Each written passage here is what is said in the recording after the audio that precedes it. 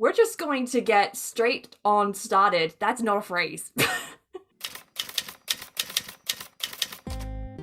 Hey everybody, welcome to the Backspace, an AuthorTube interview series that I've got going on here. Today I'm joined by Pick of Running2Write. Welcome, welcome!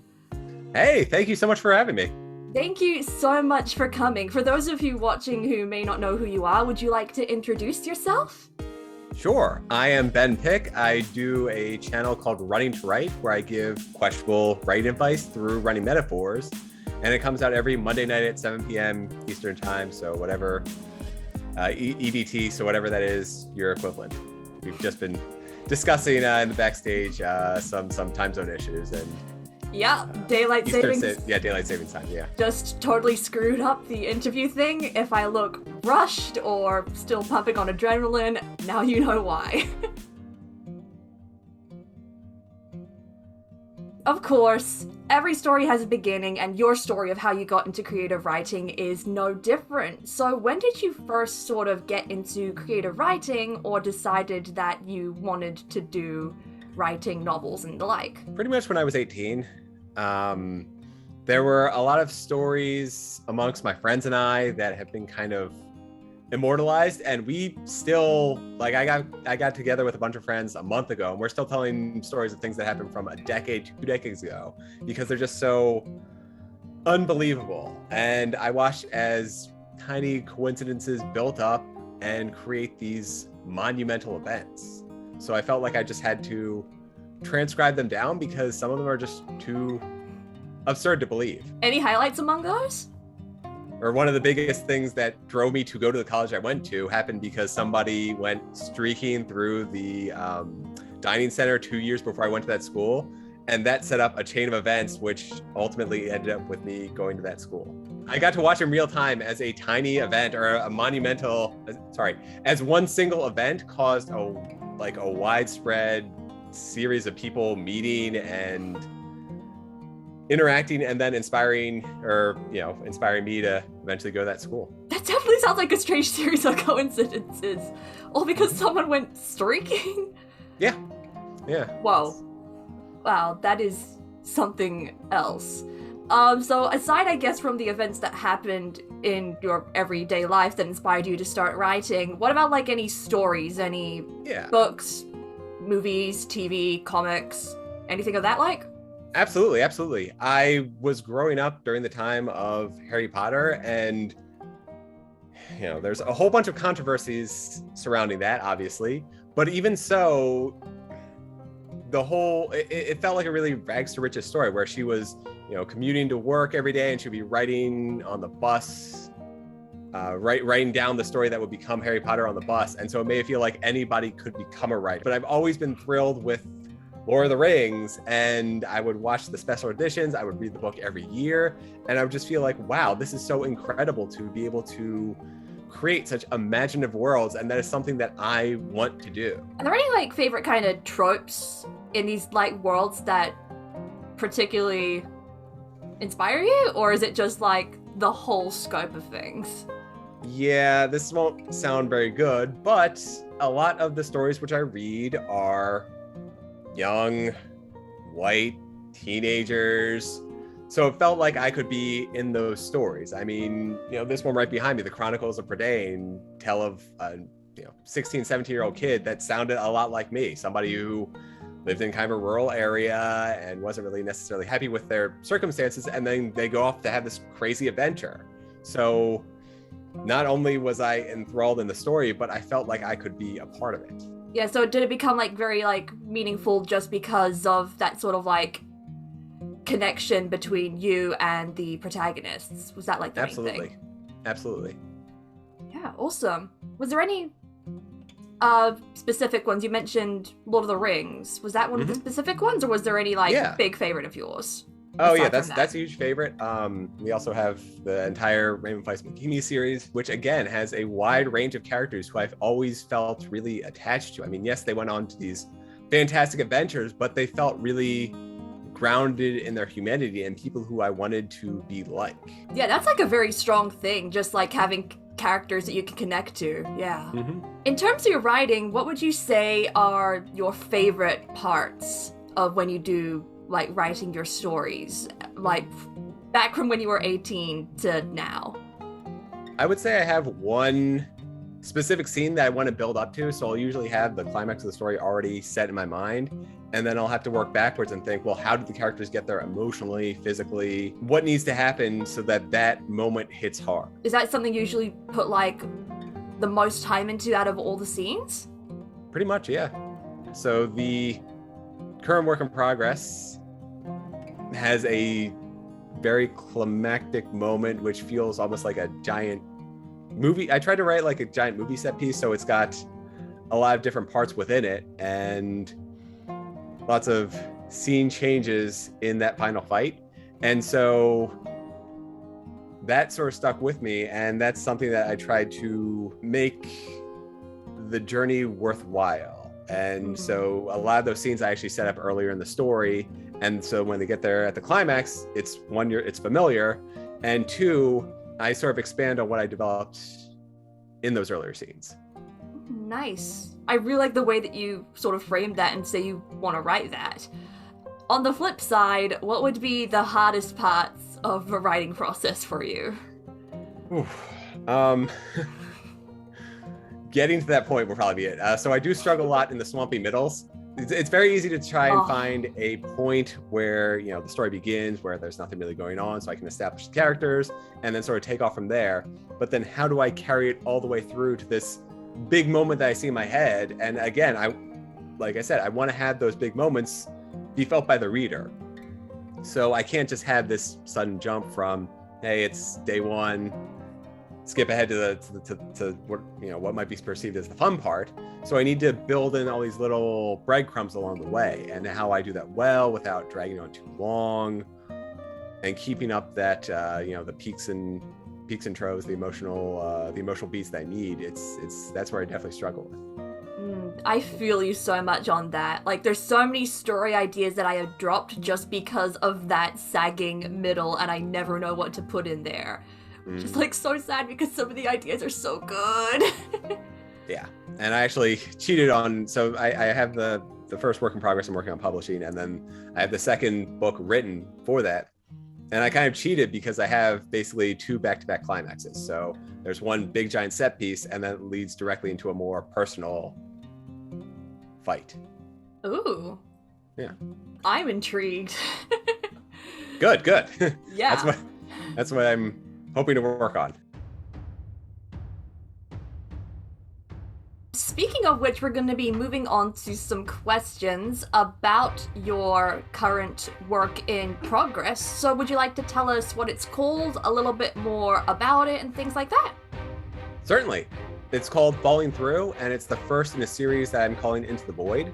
And on the day that Derek introduces his best friend, or demonstrates to his best friend that he has powers, in this case telekinesis, the demonstration goes awry and he accidentally creates a monster, which then hunts after him and sends him on a journey across time. Him and his friends on a journey across time.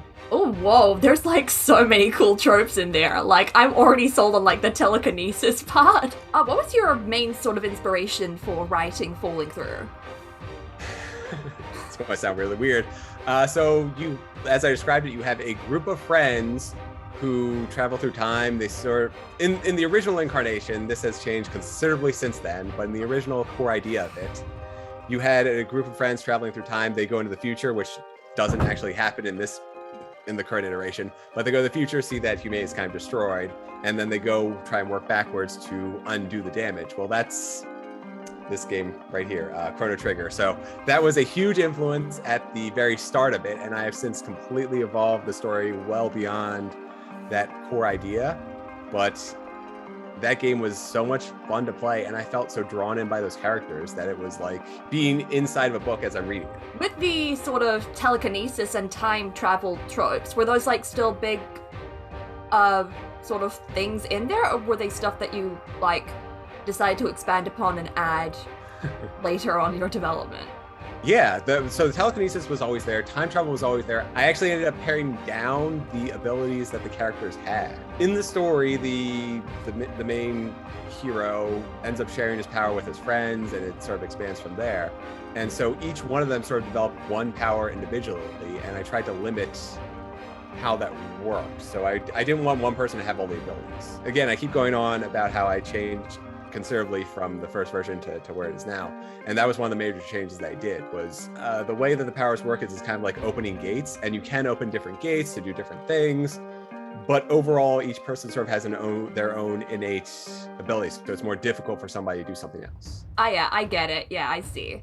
Yeah, that's very interesting. And like you mentioning like how different your own Falling Through novel is from when you first started writing it. Mm-hmm. How different would you say, like, on a scale of like 1 being like just growing up and then like 10 being like absolutely shape-changing, how much would you say it has changed? Honestly, about a 9. I have completely rewritten it multiple times. The villain has changed. The overall direction of the story has changed. It was originally going to be like a trilogy where the entire thing was just one giant time loop, but that whole plot point has been completely scrapped. There's a lot that's different. Wow, yeah, because I had similar things when writing ASTER'S CODA. Like, if I picked up the first version that I ever wrote back when I was like, 14, and looked at it now, it's probably the main similarity would just be the characters' names, in all honesty. Oh, yeah. Even that's changed. Yeah. Did it ever get boring having to do all the rewrites, or was it still like very exciting? Like it never felt like a chore? It does feel like a chore at times, but I feel like I'm adding in so many new things that it's almost like I'm writing an entirely different book each time. So it's becoming less like that. So I have the basic outline of it, and each iteration has since made fewer and fewer changes. So it's getting more and more locked in, but I feel like each time I'm attacking different parts. So, in those first couple of rewrites, again, everything was just scrapped and it was like I was writing an entirely new book. And here I'll be focusing on, say, dialogue one time, or I'll be focusing on just cutting down words and making things a lot cleaner the next time around. So I'll be choosing different things that I'll be focusing on while I'm going through the editing, and that helps keep it fresh. Nice.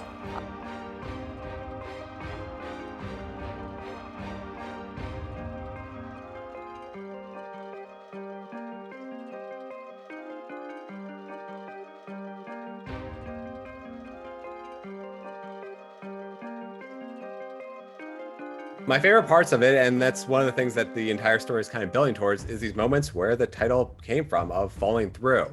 There's 2 fairly critical moments within the story where the characters are outright falling, whether it's hundreds of feet, thousands of feet, and writing moments where I needed to consider what is happening with physics, but when you factor in magic, there's other things that are occurring, so you don't necessarily, so there are, counters to things like gravity. And so writing those scenes was pretty interesting because I wanted to try and keep it as believable and practical as possible, but while also kind of defying those same universal laws.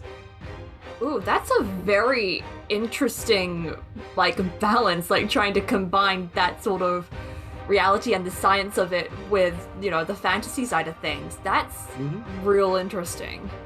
And then my least favorite, so there's a couple of reoccurring characters and people who definitely have more important roles in the future in the series, but I needed to establish them here, and I needed to create scenarios where they come back in either just before the final battle or wherever.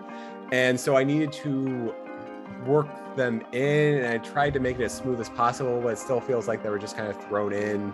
So trying to smooth over events and breadcrumbs, I keep using that term, but smooth over events that will build to future moments. That was where I didn't necessarily like how some of those moments came out, and really struggled in the writing process for those. Oh yeah, that's definitely fair. Yeah, just thinking through my own novels, just all these characters who've got bigger purposes later on, but right now they're just sort of like there to get to know them. She doesn't feel right. How's the progress on your novel been going? Because you've got the cover reveal happening. By the time this video comes out, Yes. the cover reveal would have happened. So how's progress on that sort of thing going? Oh, it's been going great. I just got my work in progress back from a line editor. And so I'm going through myself and trying to make all the changes, and I'm actually trying to cut down words. I'm sending them to, somebody I trust to read it. And then I'm going to, based on her feedback, I'm going to send this off to copy editor and then proofreader. And then in theory, everything is ready to go for me to push to Amazon. Or in theory, the book itself is ready for me to go to push to Amazon. There's, a couple of other things down there, getting the ISBNs and all that other stuff that I need to do behind the scenes. But as far as the story is concerned, that will be ready to go very shortly. Exciting stuff. So do you have like a goal in mind yet, or is it still like vague? July is the date that I'm aiming for, or mid-July is the date that I'm aiming for publishing. Oh, hey, that's when my book was published in July last year. Cool. Nice. Yeah. So, I mean, your story had to do with teenage students, and I don't know how the school system works where you are. I think that they start in January, but I'm trying to get mine to come out in really that July timeframe, because that's just before school starts here in the States. So yeah, that's good. Yeah, that's a very good idea. I didn't have that in mind because I just wanted to make sure that I got a book published before I graduated university, and it just so happened to be in my midterm break, so just fit perfectly, really. That's exceptionally brave. I was not in the mindset to publish anything when I was still in school. So with that, we're going to move on, do a little quick break from all the questioning, and move on to a little game.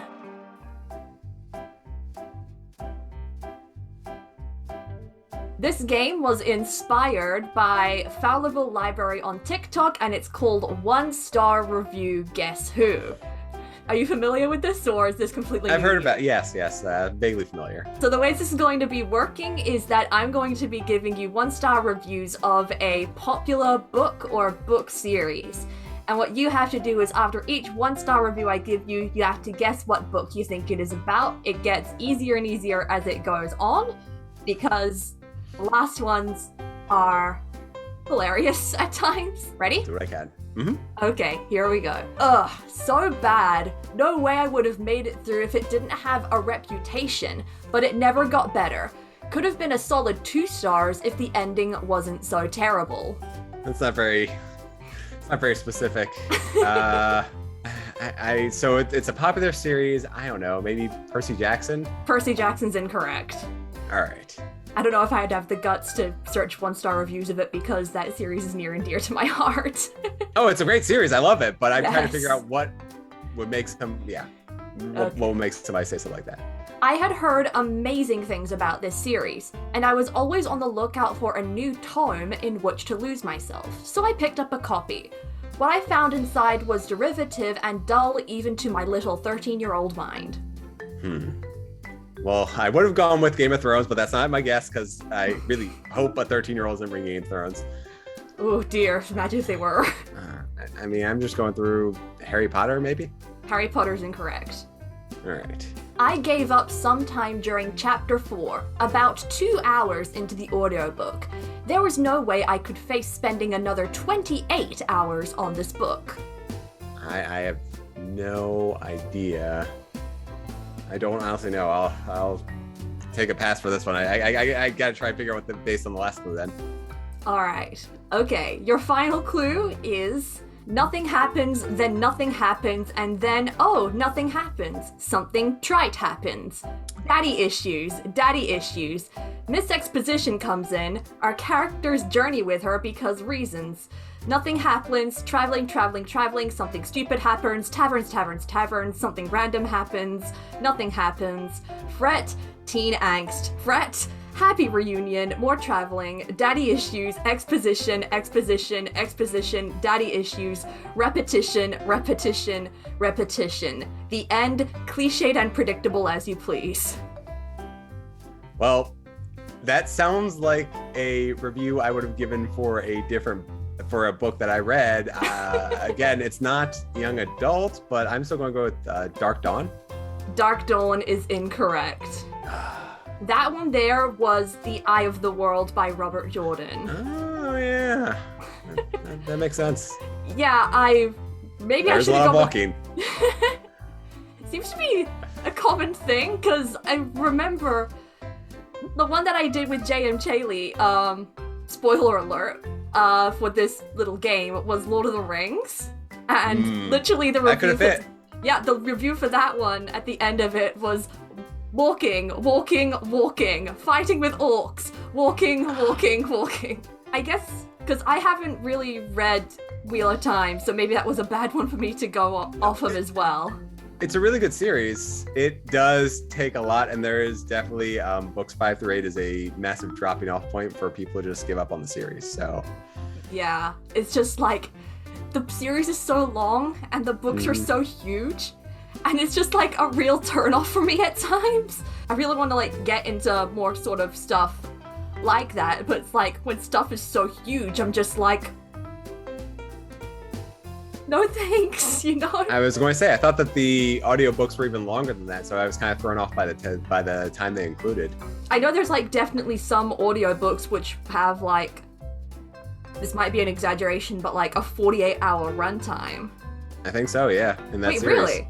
That's crazy. I'm pretty sure. I swear I just looked this up not too long ago. I was having like this exact same conversation, and yeah.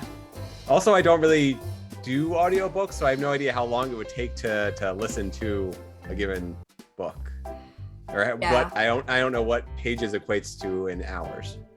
So book 1 is about 30 hours.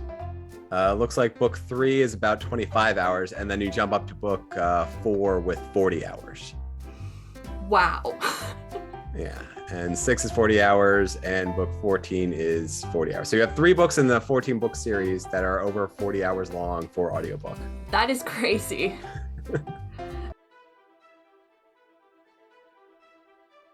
We're going to be talking a little bit about your AuthorTube channel. It's the space, unless I am very badly mistaken, that you do most of your connections with reading and writing. Your channel being, of course, Running2Write. When or how did you like make that sort of connection and come up with the idea for that as your branding? It sort of flowed surprisingly naturally. So for a couple of years, I'd been wanting to do an AuthorTube channel. I wanted to go through my writing process, and I was really struggling for an idea. And then I realized that most of my idea generation for writing comes while I'm on a run. So I'll head out my door, take off. I'll have, an hour mostly to myself to think whatever I want. And if I'm struggling with a part in a story, or if I'm trying to generate ideas for what comes next in a plot, or I'm trying to just think about what the characters are going through, specific conversations, whatever, I'm playing through all those moments in my head. And then it just sort of felt like a flash of insight of I should use this as a basis for the AuthorTube channel that I'm going to be designing. And then everything just sort of fell into place from there. So I decided to design the first season, at least, off of a marathon. So I would do 26 episodes, which if you double that, so if I were to do 2 seasons, then the second season would end basically at the 1 year mark, which more or less is what happened. So I decided to expand on that metaphor, do it like a marathon, and then that tailored at least the early versions of the story. So how do you start? What do you do to prepare? What's it like after, after certain mile markers? What's that like? And I just drew the comparisons directly to topics I want to talk about. Yeah, like, it genuinely amazes me how you never run out of, like, running similes and running metaphors and, like, using running to be able to expand upon the writing sort of process. Well, there's an incredible number of similarities, and I can talk about any kind of topic for much longer than it's interesting. So whether or not I can keep drawing on the metaphors, how closely they pertain to what I'm doing with writing, that will vary by episode. I've definitely been less rigorous in what I'm including and how I'm describing it. So there's a lot of wiggle room in there, and I am slowly moving away from that. I'm still trying to include as many metaphors as I can, but I mean, there's some episodes which have nothing to do with running, and it's all about, what I watched on TV this week and how I thought that they did a good job with telling a story. So it's kind of spontaneous too. So I try to switch things up every once in a while. Spontaneity is great, for sure. So you're saying that running is like a way that you generate your ideas. Is there anything particular about running? Or like, do you listen to music while you run that helps you generate ideas? Yeah, so I'm always listening to music, but it's just the fact that I really don't need to focus on any one thing, so I can just let my mind wander as I'm running, which sounds pretty dangerous. And there are certainly points in the run where I know that drivers don't follow stop signs and red lights. But aside from those few points, I mean, I have the better part of an hour, if not more than that, to just let my mind wander. And so, yeah, I'll have music in, I'll be completely in the zone, and I can just free up to think about whatever I'm struggling with. In terms of your author platform, has there been any kind of favorite sorts of videos that you have made? Or like favorite kinds of videos? Because you do have quite a variety on there nowadays. Because you've got both like book reviews, you do a couple of AuthorTube tags, and then you have the sort of educational and reflective sort of ones. This is going to sound awful, but honestly, I had the most fun out of any video. I had the most fun recording the April Fool's episode. That was honestly one of the easiest to do too. So I did a cut of me just running in a park, and then I brought my dog in there too. And so we were running around there. And then I just dubbed over audio of just writing tips based on what I was doing. So it was easy to record. It was fun to do. And I felt like I still included some good advice in there. So it kind of hit all those. Whereas when it's just me talking, giving my advice, giving my experiences and lessons learned, it's a little bit more constrained because I have specific things that I want to say, specific bullet points to hit, specific lines that I feel like I want to convey, and I want to convey in a way that makes me sound smart. So I try to prepare as much as I can, and so that sort of comes off as more automatic. Episodes where I prepare less and still I'm able to convey the information that I want, those are my favorites. So there's one where I did one on the 13 villains who were right, or like I said, the April Fool's one was a lot of fun. There's the 1 year anniversary where I'm just describing what it's like to write while having a romantic partner. So I'm going through and talking with my wife, and we're sort of just bouncing questions back and forth to try and figure out how to write while also not overshadowing the other people in your life. People always underestimate the amount of preparation time that goes into making videos like these. Mm-hmm. It used to take me 4 hours to record each episode, and then I would cut it down to about 10 minutes because I would do multiple repeated takes. I've gotten it down to about 2 hours, and that still seems like a lot for a 10-minute video, but I'll keep working on it. Has there been any highlights in your 1 year or just over 1 year journey of being an AuthorTuber? Yeah, I hit 100 subscribers, so that is incredible. I am so excited, and I want to thank you and all of the people who watch my videos, because that's incredible. If you guys haven't subscribed already to Ben Pick, do it now. This is your call. Do it now. Thank you.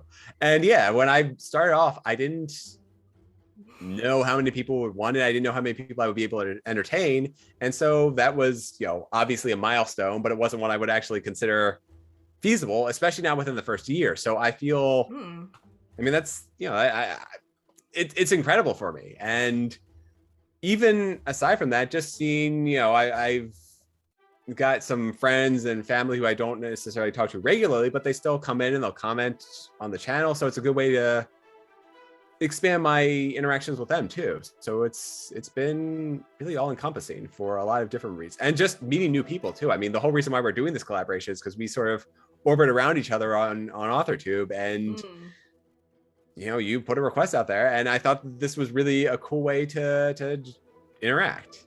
Yeah, of course. That was like the main reason that I started this whole series, is because, started to make a lot of writer friends, like interacting with them just by watching their videos and commenting. And it's like, I want to have like full-on conversations with you guys. Mm-hmm. Take that earning 100 subscribers in a year in stride. It's definitely a huge feat. Round of applause for Ben Pick. Thank you. Thank you, everyone. Cannot express that enough. We'll be finishing off our little interview there. Thank you so much, Ben Pick. Is there anything that you would like to sign off with? Well, like I said, if you didn't join in on the live episode for April 19th, 7 p.m. Eastern Time, EDT, so whatever that is the equivalent of, the live 1-year anniversary will be on my channel. So please, if you didn't watch it live, join in and watch it after the fact. And also just be prepared, because I'm really aiming for mid-July to get my book out there. So I'm excited. I am excited. And I want to share that story with all of you. So I am thank excited you, as Amy. well. Thank you so much, Ben Pick, for joining in on the Backspace. And thank you guys for watching. And I'll be seeing you guys in the next video in this series that may be coming out. What am I doing with my hands? All right. Bye, guys. Thank you.